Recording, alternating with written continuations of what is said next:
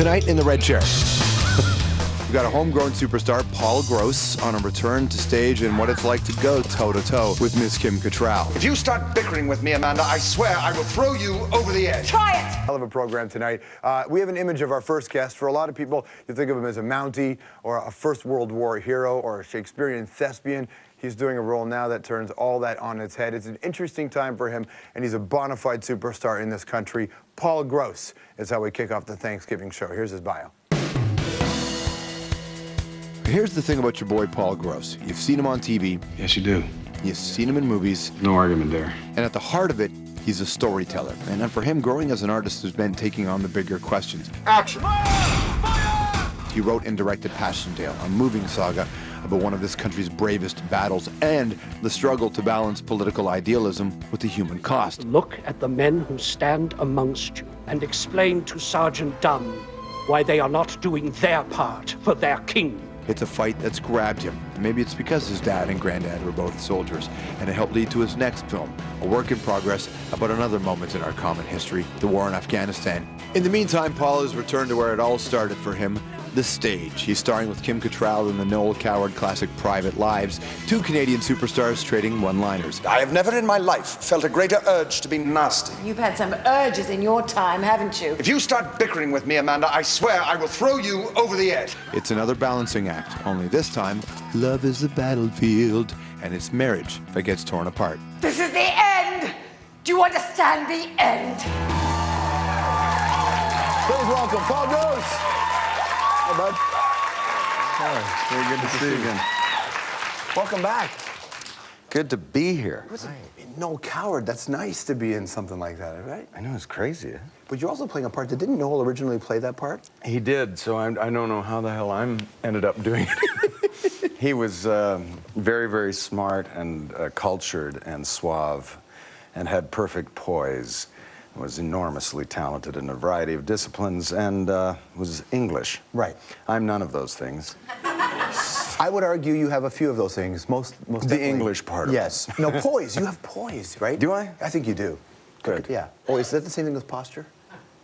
I don't know. We better look that up. So how do you then take a role like this and find your way into it?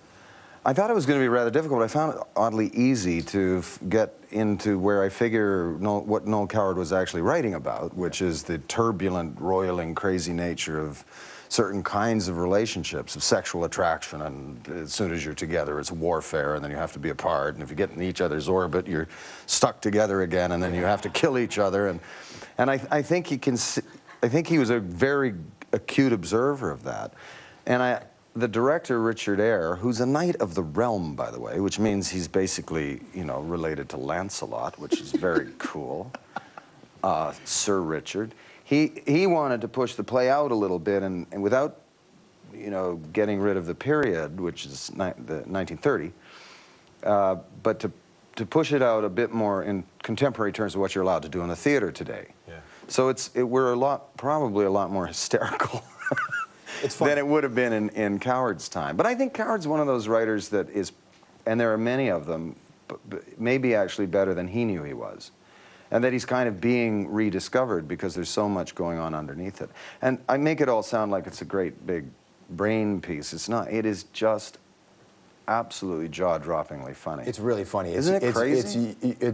It opens with you and your partner, and then you see Kim and her partner, Kim Cattrall, and then you guys in the same place, and then it goes mad, right? Yeah. It's that wonderful place to be so in love with somebody, but to be just to know that the person you love more than anything will be your downfall, and vice versa. Yeah, and you are going to destroy That's one. right. There's a part in the play where I was watching, I wondered, you had to slap Kim Cattrall, and I thought, oh God, I wonder, that's when it reminds you of when the period was, when it was written and the era it was set in. And I thought for you, when you first looked at that, you're like, oh shit, I have to smack Kim Cattrall. That's an uncomfortable moment. Understandably.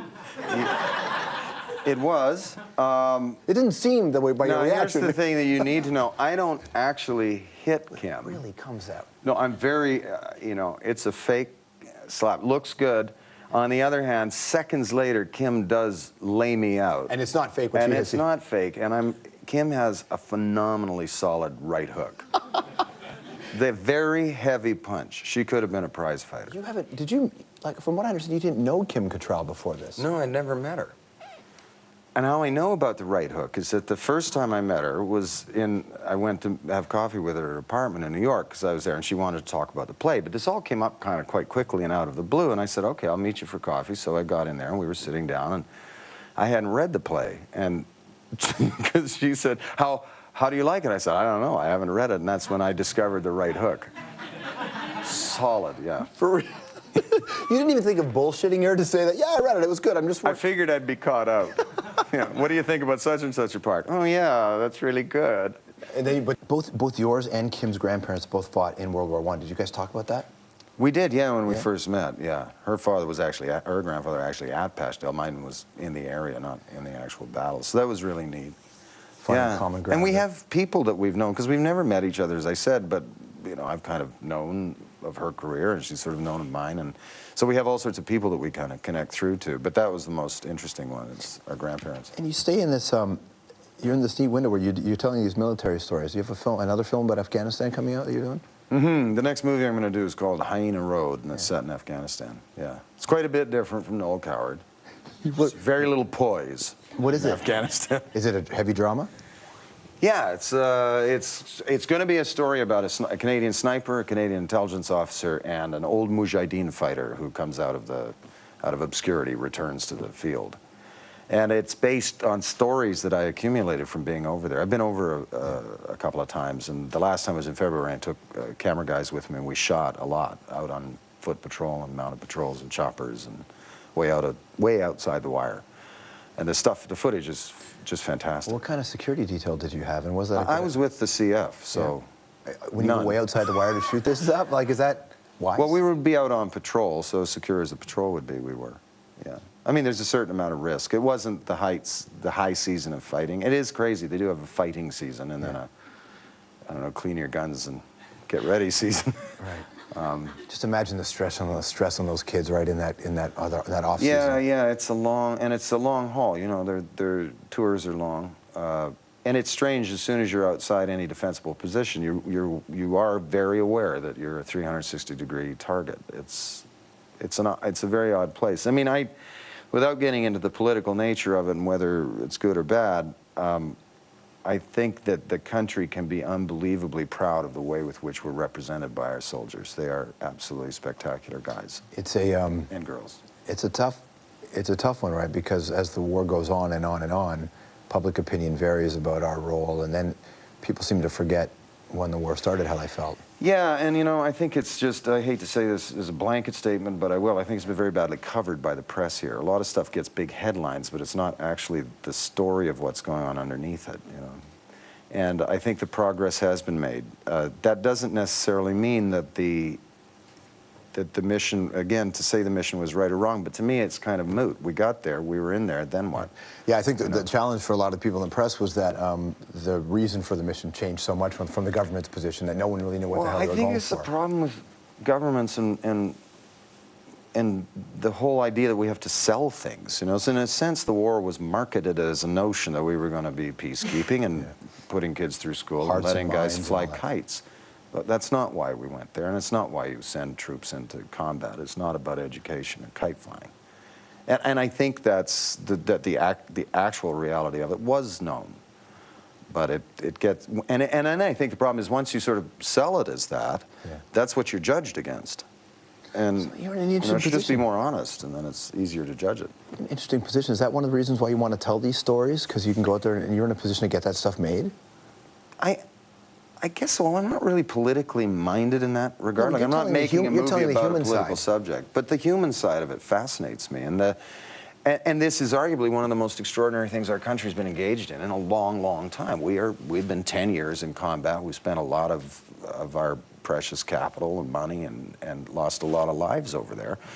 And I think it's had a big impact on who we are. So, yeah, I'm interested in making it. You get to go, your head's in that world, and then your head gets to go back to Noel Coward. To do Noel Coward. It's all combat. You see how it's related. Being in Afghanistan is like being in a relationship with Kim Cattrall's character, is what you're saying. It's the same thing. Do you ever have moments where you're on stage and there's a brain cramp moment where you're like, oh, I'm in Passchendaele, or I'm over here, or what am I supposed to do right now? No, I haven't had any of those, but I have these really bizarre things that'll happen where I just forget a line. But I don't get nervous about it. I just move on to the next one. And I did one the other day with my new wife in the play. When the play begins, I'm with my new wife. Yeah, she's a lovely, young, kind of like so optimistic in her character, she's right? fantastic, great actress, Anna Madeley. She's really fun to work with. And she says, oh, isn't this crazy that here we are, married? And I say, more or less, yeah, I don't know how this happened. And she says, well, you mustn't be like that because, you were already married. And I say, well, that's silly. I forgot, though. I don't know why this happened part. So she said, isn't it crazy? Here we are married. And I said, that's silly. Like I just completely undermined the entire plot as though she were a prostitute I'd hired as opposed to my wife. Did she have a look of terror in her face? She stares at me like, oh, what? You get that, which I don't think audiences can see. Yeah. I hope not. But you see, yeah, I can see it, that she's smiling at me like I'm deranged. And I think, I don't know what her problem is. You're like, I nailed my part. I'm doing good. You pick it up, honey. And then it goes to Broadway. That's the next step, right? Yeah, hopefully not with that mistake. Yes. Yeah, we go to New York. Is that your first time for Broadway? It is, yeah. How do you feel about that? I don't know what to expect. I've been there an awful lot and seen it. The thing is, theaters are theaters. It's a little like Freemasonry. Stepping to the Royal Alex, I could be in Bulgaria, or I could be in Broadway, or I could be in Brazil. They're all kind of the same.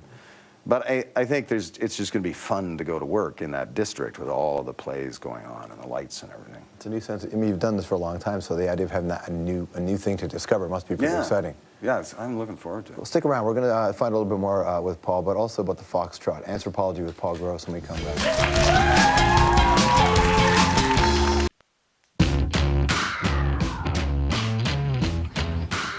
Mom and Dad are right behind me. Are they ready? Are what ready? The skis. You were gonna wrap for me. Oh, I forgot all about them. Come on, let's do it now. Where are the skis? I hid them under the couch.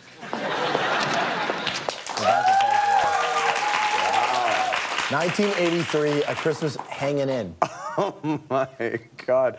I thought those had all been burned. Okay. If you could go back and talk to that kid, that version of you, what would you tell him? I don't even know. I don't know. I have no idea. I keep doing what you're doing, I guess. I mean, I have no regrets about anything I've done. And I've never had any strategy. I just kind of moved from, oh, that seems interesting, and oh, I'll go over there then. And what was more intimidating, having to try to speak with an accent or learning to foxtrot for this? Both of them are equally intimidating. The foxtrot, at least you have, there's a guide track. You have a tune to go with it.